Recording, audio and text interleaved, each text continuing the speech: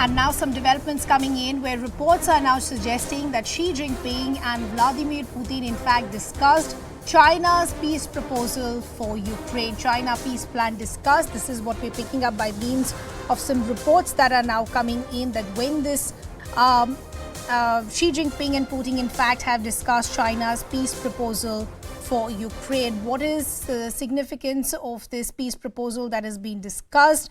Any other details that we're picking up, we'll try and establish a connection with our colleague as well. But the timing of when all of this is happening is very, very crucial. You have the Russia-Ukraine war, which has just crossed the 1-year mark. You have the Chinese President Xi Jinping in Moscow for a 2-day visit. At the same time, you in fact have Japan's Prime Minister who's on his way to Ukraine. In Kyiv, we're understanding he will be meeting Ukraine's President Zelensky to offer their solidarity and unwavering support. But as far as this meeting of Xi Jinping is concerned, and this is what reports are suggesting at this point, that it's a possibility that Xi Jinping and Putin in fact discussed China's peace proposal for Ukraine. And this is going to be very, very crucial. As I said, it's coming at a time when that 1-year mark has already crossed for Russia's invasion into Ukraine. We'll try and get more details of what really has happened, how significant are these meetings, because parallelly, as we pointed out, you had Japan's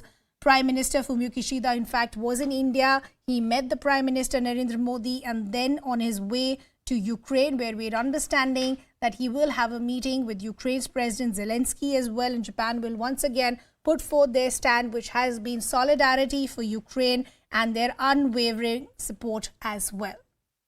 Let's take a look at this special report by CNN.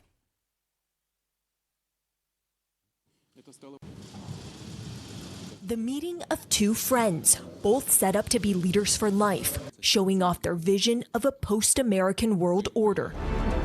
The pomp and circumstance, a credibility boost for Russian leader Vladimir Putin, displaying that he's got a powerful friend in Chinese leader Xi Jinping, even as the International Criminal Court has a warrant for his arrest for committing war crimes and allegedly shipping Ukrainian children to Russia, and even as the West isolates him amid his stalled invasion of Ukraine. Both Xi and Putin writing glowing op-eds about their countries' relations, Xi calling their relationship an eternal friendship, Putin saying the two are standing shoulder to shoulder against America's increasingly aggressive efforts to deter Russia and China. Xi Jinping is trying to walk a delicate line, so far stopping short of providing lethal aid to Russia, though the U.S. says he may be considering it, while also refusing to condemn the invasion. Meanwhile, Beijing is also taking advantage of Russia's isolation. Trade between the two nations jumped to $190 billion last year, an increase of 30% from 2021, undercutting the impact of U.S.-led sanctions, as Chinese companies snap up cheap energy from Russia, giving the Kremlin key funds to finance the invasion. But Beijing wants the world to focus less on their friendship and more on Xi's role as a global statesman who can broker peace deals, like the historic deal he helped forge to restore relations between Saudi Arabia and Iran. I've been talking to people in this Hutong, this old Beijing residential alley, to get a sense of what Chinese people think about Xi Jinping's visit. This man tells me Xi's visit is good because it can further improve China-Russia relations. He says he likes Putin a lot because he's a cool, tough guy. On the Ukraine war, he says he just hopes everyone can have a peaceful relationship. This woman tells me she hopes Russia wins the war, but peace is best. Another woman says the war and loss of life is heartbreaking and painful to watch. She says it's wrong for America to send weapons to Ukraine, and she believes in Xi Jinping's vision of world peace.